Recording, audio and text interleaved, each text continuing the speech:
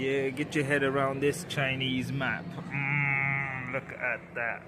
Absolutely incredible. Woo.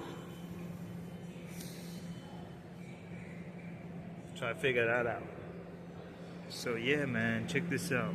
There's lockers here in the subway station. That's pretty cool. I don't think...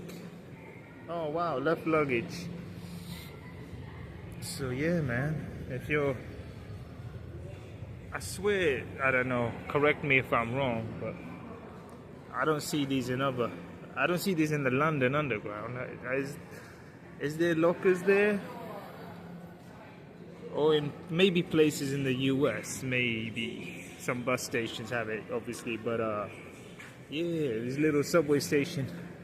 It makes sense, man. If you're in a rush, you want to enjoy the city, or if you got too much luggage, just drop it, enjoy the city, you know, and come back and grab your luggage and go back to wherever the hell you need to go to. I love Asian subways, man. I love all subways. They're so awesome, but Asian ones are a bit cool.